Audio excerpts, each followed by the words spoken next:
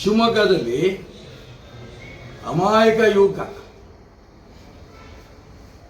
15 ವರ್ಷದ ಯುವಕರಿಗೆ ಒಂದು 10-15 ಜನ ಮುಸಲ್ಮಾನ ಯುವಕರು ಹೊಡೆದು ಕೊಲೆ ಮಾಡ್ತಾರೆ. ಅದ್ರ ಬಗ್ಗೆನೂ ಕಠಿಣ ಕ್ರಮ ಅಂತ ಹೇಳಿದ್ದಾರೆ. ಮದ್ದೂರಲ್ಲಿ ಗಣಪತಿ ಮೆರವಣಿಗೆ ಹೋಗ್ತಾ ಇರೋಂಥ ಸಂದರ್ಭದಲ್ಲಿ ಮಸೀದಿ ಕಲ್ಲು ಹೊಡೆದ್ರು. ನೆಲಮಂಗಲದಲ್ಲಿ ಗಲಾಟೆ ಆಯಿತು. ಬೆಂಗಳೂರಲ್ಲಿ ಓಂ ಶಕ್ತಿಯ ಮಹಿಳೆಯರ ಮೇಲೆ ಕಲ್ಲಿಸಿದ್ದಾರೆ. ಉದ್ದಕ್ಕೆ ಹೇಳ್ತಾ ಹೋಗ್ಬೋದು ಹಿಂದೂಗಳಿಗೆ ಏನೇನು ತೊಂದರೆ ಕೊಟ್ಟರು ಅಂತ. ಮತ್ತೆ ಮಾನ್ಯ ಮುಖ್ಯಮಂತ್ರಿಗಳು ಹೇಳ್ತಾರೆ, ಕರ್ನಾಟಕ ಕುವೆಂಪು ಅವರ ಕೋಟ್ ಮಾಡ್ತಾರೆ, ಸರ್ವಜನಾಂಗದ ಶಾಂತಿಯ ತೋಟ. ಸರ್ವಜನಾಂಗದ ಶಾಂತಿಯ ತೋಟ ಅಲ್ಲ ಇದು. ಕರ್ನಾಟಕ ಇವತ್ತು ಹಿಂದೂಗಳಿಗೆ ಸ್ಮಶಾನ. ತುಂಬಾ ನೋವಿಂದ ಈ ಮಾತು ಹೇಳ್ತಾ ಇದ್ದೇನೆ. ನಾನು ಮೊನ್ನೆ ಶಿವಮೊಗ್ಗದಲ್ಲಿ ಆ ಹುಡುಗ ಸತ್ತಾಗ ಅವ್ರ ಮನೆಗೆ ಹೋಗಿದ್ದೆ. ಹುಡುಗನ ನೋಡಿದೆ ನಾನು. 2 ದಿನ ನಿದ್ದೆ ಬರಲಿಲ್ಲ. ಅಮಾಯಕ, ಏನೂ ಗೊತ್ತಿಲ್ತಾರಂತ ಹುಡುಗ, ಕೂಲಿ ಮಾಡ್ತಾರ ಅವ್ರ ತಂದೆ ತಾಯಿ. ಏನ್ ಕಠಿಣ ಕ್ರಮ ಇದು. ಕಾಂಗ್ರೆಸ್ ಸರ್ಕಾರಕ್ಕೆ ಕೊನೆಗಾಲ. ಈ ಸಿದ್ದರಾಮಯ್ಯ ಮುಖ್ಯಮಂತ್ರಿ ಆಗ್ತಾರೋ, ಡಿ ಕೆ ಶಿವಕುಮಾರ್ ಮುಖ್ಯಮಂತ್ರಿ ಆಗ್ತಾರೋ, ದಲಿತ ನಾಯಕರು ಮುಖ್ಯಮಂತ್ರಿ ಆಗ್ತಾರೋ, ಯಾರಾದ್ರೂ ಕೂಡ ರಾಜ್ಯದಲ್ಲಿ ಹಿಂದೂಗಳಿಗೆ ಕೊಡ್ತಾ ಇರೋಂಥ ಒಂದು ಹಿಂಸೆ, ನಾವು ಯಾಕಾದ್ರೂ 136 ಸೀಟ್ ಗೆಲ್ಲಿದ್ವಪ್ಪ ಅಂತ ಪಾಪ ಮಾಡಿದೀವಿ ಏನಂತ ಮಾತನ್ನ ಇವತ್ತು ರಾಜ್ಯದಲ್ಲಿ ಜನ ತೀರ್ಮಾನ ಮಾಡಿದ್ದಾರೆ. ಈ ದಿಕ್ಕಿನಲ್ಲಿ ಈಗ ಮಾಡಿರೋಂಥ ಪಾಪ ಸಾಕಷ್ಟಾಗಿದೆ, ಮೇಲ್ನೋಟಕ್ಕೆ ಕಾಣ್ತಾ ಇದೆ. ಇದಕ್ಕಿದ್ದಾಗೇನೆ ಖಾಸಗಿ ಕಾರಲ್ಲಿ ಇಂಥದ್ದು ಓಣಿಯದು ಕಿಲ್ಲಾ ಓಣಿಯಲ್ಲಿ ಹೋಗಿ RSS ಕಾರ್ಯಕರ್ತನ, ಊಟ ಮಾಡ್ತಿರೋಂಥ ಕಾರ್ಯಕರ್ತನ ಖಾಸಗಿ ಕಾರ್ ತಗೊಂಡೋಗಿ ಅದ್ರಲ್ಲಿ ಅರೆಸ್ಟ್ ಮಾಡ್ಕೊಂಡ್ ಬರ್ತೀರಿ ಅಂತೀರಲ್ಲ. ಜನ ಹೆಂಗ್ ಆಕ್ರೋಶದ ನಿಮ್ಮ ಪೊಲೀಸ್ ಇಲಾಖೆ ಮೇಲೆ ಬಿದ್ದರು ನೋಡಿದ್ರಲ್ಲ. ಕೊನೆ ಅಧಿಕಾರಿಗಳು ಓಡಬೇಕಾಯ್ತು, ನಾವು ಬಂಧಿಸಿಲ್ಲ, ಯಾರನ್ನು ಬಂಧಿಸಿಲ್ಲ ಅಂತ. ಈ ಪರಿಸ್ಥಿತಿ ರಾಜ್ಯದಲ್ಲೂ ಬರುತ್ತೆ. ಜನ ಜಾಗೃತಿ ಆಗ್ತಾ ಇದ್ದಾರೆ. ಈ ನಡೆದಿರೋಂಥ ಘಟನೆಗಳ ಬಗ್ಗೆ ಈ ಸರ್ಕಾರದ ಪ್ರಮುಖರುಗಳು ಆ ಕಡೆ ಗಮನ ಕೊಡಬೇಕು. ಪೊಲೀಸ್ ಇಲಾಖೆ ಹೇಗಿದೆ?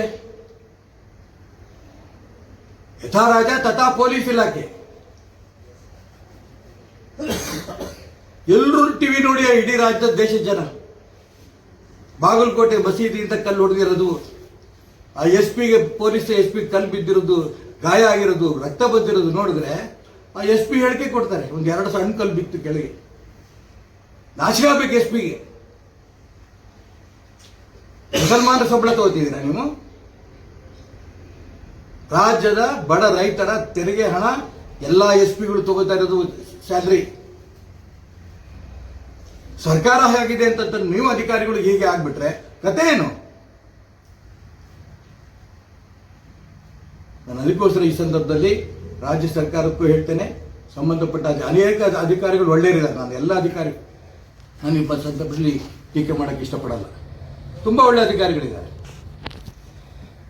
ಆದರೆ ಇಲ್ಲಿ SP ಮಾಡಿದಂಥ ಧೋರಣೆ ಇದು ಯಾರೂ ಮೆಚ್ಚಲ್ಲ.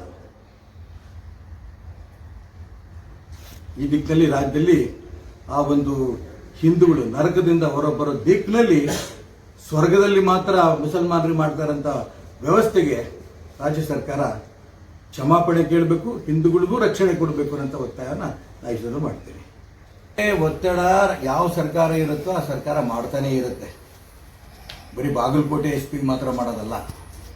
ಆದರೆ ಅವರೂ ಮನುಷ್ಯರೇ, ಅವರೂ ಕಾನೂನು ಗೊತ್ತಿರುತ್ತೆ. ಯಾಕೆ IPS ಅಧಿಕಾರಿ ಆಗಿರಬೇಕು? ಕಾಂಗ್ರೆಸ್ಸಿನ ಯೂತ್ ಕಾಂಗ್ರೆಸ್ ಅಧ್ಯಕ್ಷ ಅಲ್ಲ SP. ಒತ್ತಡಕ್ಕೆ ಬಗ್ಗದಕ್ಕೆ ಅವರು ಓದ್ಕೊಂಡು ಬಂದಿದ್ದಾರೆ. IPS ಪಾಸ್ ಮಾಡೋದಷ್ಟು ಸುಲಭ ಅಲ್ಲ. ಅಂತ ಅಧಿಕಾರಿ ಯಾರ್ದೋ ಒತ್ತಡ ಇದೆ ಅನ್ನೋ ಒಂದೇ ಕಾರಣಕ್ಕೆ ಈ ರೀತಿ ಅಮಾಯಕರ ಮೇಲೆ ಕಲ್ಲು ಹೊಡೆದವ್ರ ಬಗ್ಗೆ ಕ್ರಮ ತಗೋಬೇಕು. ಯಾವ ಮಸೀದಿಯಿಂದ ಕಲ್ಲು ಚಪ್ಪಲಿ ಬಂತು ಅದನ್ನು ಸೀಸ್ ಮಾಡಬೇಕು.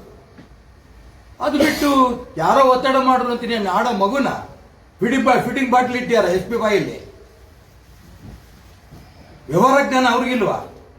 ಎಲ್ಲ ಅನ್ಯಾಯ ಆಗಿದೆ. ಯಾವ ಮಸೀದಿ ಮುಂದೆ ಮೆರವಣಿಗೆ ಮೌನವಾಗಿ ಹೋಗ್ತಿರ್ಬೇಕಾದ್ರೆ, ಶಾಂತಿಯಿಂದ ಹೋಗ್ತಿರ್ಬೇಕಾದ್ರೆ ಅದ್ರ ಮೇಲೆ ಕಲ್ಲು ಹೊಡೆದಂತ ಇಮ್ಮಿಡಿಯೇಟ್ ನುಗ್ಗಬೇಕಿತ್ತು SP. ತನಗೆ ತಾಕತ್ತಿದ್ರೆ ಪೊಲೀಸ್ ಇಲಾಖೆಯನ್ನು ಕರ್ಕೊಂಡು ಅವರೆಲ್ಲರೂ ಅರೆಸ್ಟ್ ಮಾಡಬೇಕಿತ್ತು. ಆ ಮಸೀದಿ ಸೀಸ್ ಮಾಡಬೇಕಿತ್ತು. ಆಗ ಗಂಡು ಅಂತ ಕರಿಬೋಯಿತ್ತು. ಅದ್ಬಿಟ್ಟು ಮನಸ್ಥಿತಿ ಇದು ಸರ್ಕಾರದ ಮನಸ್ಥಿತಿ. ಮುಸಲ್ಮಾನರಿಗೆ ಸಂತೃಪ್ತಿ ಪಡೋದು, ಸರ್ಕಾರನ ಸಂತೃಪ್ತಿ ಪಡಿಸಂತ ಮನಸ್ಥಿತಿ ಇಲ್ಲಿಯೇ SP ಇದು. ಮುಸಲ್ಮಾನರಿಗೆ ತಮ್ಮ ಮನಸ್ಥಿತಿ ಈ ದೇಶದ ಬಗ್ಗೆ ಭಕ್ತಿ ಅಲ್ಲ, ಹಿಂದೂಗಳು ದ್ವೇಷ ಮಾಡ್ಕೊಂಡು ತೊಂದರೆ ಕೊಡ್ತಾ ಹೋಗೋದು ಅವ್ರ ಮನಸ್ಥಿತಿ. ಎಲ್ಲಾ ಮನಸ್ಥಿತಿನೂ ಬದಲಾವಣೆ ಆಗ್ಬೇಕು. ಈ ದೇಶದಲ್ಲಿ ಅನ್ನ ತಿಂತಾ ಇದ್ದೀವಿ ನಾವು, ಮುಸಲ್ಮಾನರಿಗೂ ಅನಿಸ್ಬೇಕು, ಪೊಲೀಸ್ ಅಧಿಕಾರಿಗಳಿಗೂ ಅನಿಸ್ಬೇಕು, ಸರ್ಕಾರ ನಡೆಸ್ತಾ ಇರೋ ವ್ಯಕ್ತಿಗಳಿಗೂ ಅನಿಸ್ಬೇಕು. ನಾನು ಈ ದೇಶದ ಅನ್ನ ತಿಂತಾ ಇದ್ದೀನಿ, ಈ ದೇಶದಲ್ಲಿರುವಂತ ಪ್ರತಿಯೊಬ್ಬರಿಗೂ ನ್ಯಾಯ ಕೊಡ್ತೀನಿ ನಾನು. ಈ ದಿಕ್ಕಿನಲ್ಲಿ ಪ್ರಯತ್ನ ನಡೆದರೆ ಅನುಕೂಲ ಆಗುತ್ತೆ. ಅದು ಬಿಟ್ಟು ಮುಸಲ್ಮಾನರನ್ನ ಸಂತೃಪ್ತಿ ಪಡಿಸುವಂತ ಮನಸ್ಥಿತಿ ಸರ್ಕಾರವನ್ನು ಬಿಡಬೇಕು. ಕೆಲವು ಮುಸಲ್ಮಾನರು ಮತ್ತೆ ಹೇಳ್ತೀನಿ ನಾನು, ಎಲ್ಲ ಮುಸಲ್ಮಾನರು ಹೇಳಲ್ಲ ನಾನು, ಅವ್ರ ಮನಸ್ಥಿತಿ ಅವ್ರು ಬದಲಾವಣೆ ಮಾಡ್ಕೋಬೇಕು. ಕೆಲವು ಪೊಲೀಸ್ ಅಧಿಕಾರಿಗಳು ಅವ್ರ ಮನಸ್ಥಿತಿಯನ್ನು ಬದಲಾವಣೆ ಮಾಡ್ಕೋಬೇಕು. ಆಗ ಈ ಸರ್ವಜನಾಂಗದ ಶಾಂತಿಯ ತೋಟ ಅಂತಾರಲ್ಲ, ಆ ದಿಕ್ಕಲ್ಲಿ ಅದಾಗತ್ತೆ. ಇಲ್ಲ ಅಂತಂದ್ರೆ ಇದು ಮುಸಲ್ಮಾನರಿಗೆ ಸ್ವರ್ಗ, ಹಿಂದೂಗಳಿಗೆ ನರಕ. ಇದೇ ರೀತಿ ಕರ್ನಾಟಕ ರಾಜ್ಯದಲ್ಲಿ ಮುಂದುವರಿಯುತ್ತೆ. ಇದು ಬಹಳ ದಿನ ಮುಂದುವರಿಯುತ್ತೆ. ಇವತ್ತು ದೇಶದ ಅನೇಕ ರಾಜ್ಯದಲ್ಲಿ ಕಾಂಗ್ರೆಸ್ ಸರ್ಕಾರ ನೆಲಕಚ್ಚಿ ಹೋಗಿದೆ. ಕೇಂದ್ರದಲ್ಲಿ ಕಾಂಗ್ರೆಸ್ ಇಲ್ಲ, ಅನೇಕ ರಾಜ್ಯದಲ್ಲಿ ಇಲ್ಲ, ಅಲ್ಲೊಂದು ಇಲ್ಲೊಂದು ಇದೆ. ಇನ್ನೂ ಕೂಡ ನಾನು ಹೇಳಕ್ಕೆ ಇಷ್ಟಪಡ್ತೇನೆ, ಯಾವ ಜನ ನಿಮ್ ಕೇವಲ ಮುಸಲ್ಮಾನರು ಓಟ್ ಕೊಡ್ಲಿಲ್ಲ,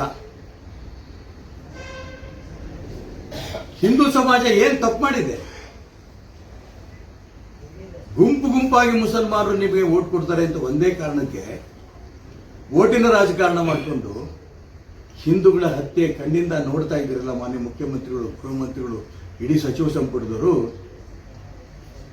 ನಿಮ್ಮ ಮಕ್ಕಳಿಗೆ ನಾಳೆ ಈ ಸ್ಥಿತಿ ಬಂದ್ರೆ ಏನ್ ಮಾಡ್ತೀರಿ? ಈ ಎಲ್ಲಾ ಮುಸಲ್ಮಾನರಿಗೆ ಹೇಳಲ್ಲ ನಾನು, ಕೊಲೆಗಡಕ ಮುಸಲ್ಮಾನರು, ದೇಶದ್ರೋಹಿ ಮುಸಲ್ಮಾನರ ಬಗ್ಗೆ ಹೇಳ್ತೀನಿ ನಾನು. ನಾಳೆ ದಿನ ಈ ಮುಖ್ಯಮಂತ್ರಿ, ಉಪಮುಖ್ಯಮಂತ್ರಿ, ಮಂತ್ರಿಗಳು ಇವ್ರ ಮಕ್ಕಳನ್ನು ಕೊಲೆ ಮಾಡಿದ್ರೆ ನೀವೇನ್ ಮಾಡ್ತೀರಿ? ಆಗ್ಲೂ ಓಟನ್ನು ನೋಡ್ತೀರಾ? ಓಟಿನ ರಾಜಕಾರಣವನ್ನು ನೀವು ಮಾಡ್ತಾ ಇರೋದ್ರಿಂದ ಮುಸಲ್ಮಾನರಿಗೆ ಈ ರಾಜ್ಯದಲ್ಲಿ ಕಾಂಗ್ರೆಸ್ ನಮಗೆ ಎಷ್ಟೇ ಕೊಲೆ ಮಾಡಲಿ, ನಮಗೆ ರಾಜ್ಯದ ಕಾಂಗ್ರೆಸ್ ಸರ್ಕಾರದ ರಕ್ಷಣೆ ಇದೆ ಅನ್ನೋಂಥ ಒಂದೇ ಕಾರಣಕ್ಕೆ ಈ ದಿಕ್ಕಿನಲ್ಲಿ ಅವರು ಹಿಂದೂಗಳಿಗೆ ತೊಂದರೆ ಕೊಡ್ತಾ ಇದ್ದಾರೆ. ಕಠಿಣ ಕ್ರಮ ಬಾಯಲ್ಲಿ ಮಾತ್ರ ಆಗಬಾರ್ದು, ನಿಜಕ್ಕೂ ಕಠಿಣ ಕ್ರಮ ತಗೋಬೇಕು. ಕಣ್ಣು ಮುಂದೆ ಕಾಣ್ತಾ ಇದೆ ನಿಮ್ ಬಾಗಲಕೋಟೆ. ಹೇಳ್ಬಿಡಿ, ಹಿಂದೂಗಳು ಯಾವ ಮೆರವಣಿಗೆ ಮಾಡಕೂಡ್ದು, ಛತ್ರಪತಿ ಶಿವಾಜಿ ಮಹಾರಾಜರದು ಮಾಡಬಾರ್ದು, ಬಸವೇಶ್ವರದು ಮಾಡಬಾರ್ದು, ಕನಕದಾಸರು ಮಾಡಬಾರ್ದು, ಗಣಪತಿ ವಿಸರ್ಜನೆ ಮಾಡಕೂಡ್ದು ಮೆರವಣಿಗೆಯಲ್ಲಿ. ಹೇಳ್ಬಿಡಿ, ಇದು ಮುಸಲ್ಮಾನ್ ರಾಜ್ಯ, ಹಿಂದೂಗಳಿಗೂ ನಿಮಗೂ ಸಂಬಂಧ ಇಲ್ಲ. ಬಾಂಗ್ಲಾದೇಶದಲ್ಲಿ ಹಿಂದೂಗಳು ಹಿಡಿದು ಹೊಡೆದೇ ಇರಲ್ಲ. ಕರ್ನಾಟಕಕ್ಕೂ ಬಾಂಗ್ಲಾಗೆ ಏನು ವ್ಯತ್ಯಾಸ ಇದೆ? ಹಿಂದೆ ಮುಸಲ್ಮಾನ್ ದೊರೆಗಳು, ಅವನ್ ಬಾಬರ್, ಔರಂಗಜೇಬ್, ಆ ಮುಸಲ್ಮಾನ್ ದೊರೆಗಳು ಹಿಂದೂಗಳಿಗೆ ತೊಂದರೆ ಕೊಡ್ತಿದ್ರು, ಆಡಳಿತ ನಡೆಸ್ತಾ ಇದ್ದವರು. ಈಗ ಒಂದ್ ಕಡೆ ಮುಸಲ್ಮಾನರದ್ದು ತೊಂದರೆ, ಮತ್ತೊಂದ್ ಕಡೆ ಆಡಳಿತ ನಡೆಸ್ತಾ ಇರೋಂಥ ಕಾಂಗ್ರೆಸ್ದು ತೊಂದರೆ. ನಾನು ಅದಕ್ಕೋಸ್ಕರ ತುಂಬಾ ನೊಂದು ಹೇಳ್ತಾ ಇದ್ದೀನಿ, ರಾಜ್ಯದಲ್ಲಿ ಇದೇ ಪರಿಸ್ಥಿತಿ ಇರಲ್ಲ. ಇಡೀ ದೇಶದಲ್ಲಿ ಯಾವ ಚುನಾವಣೆ ನಡೆದರೂ ಕೂಡ ಕಾಂಗ್ರೆಸ್ ನಿರ್ನಾಮ ಆಗಿ ಹೋಗ್ತಾ ಇದೆ. ಕರ್ನಾಟಕ ರಾಜ್ಯದಲ್ಲಿ ಕೂಡ ಕೊನೆ ಕಾಂಗ್ರೆಸ್ ಸರ್ಕಾರ ಮತ್ತು ಬರುವಂತ ದಿನ ಯಾವ ಮುಖ್ಯಮಂತ್ರಿ, ಯಾವ ಉಪಮುಖ್ಯಮಂತ್ರಿ, ಯಾವ ಗೃಹ ಮಂತ್ರಿಗಳು ಕೂಡ ಚುನಾವಣೆ ಗೆಲ್ಲಲ್ಲ. ಆ ದಿಕ್ಕಿನಲ್ಲಿ ಹಿಂದೂ ಸಮಾಜ ಜಾಗೃತಿ ಆಗಿದೆ. ಅಷ್ಟು ಆಕ್ರೋಶ ಇದೆ ಇವತ್ತು.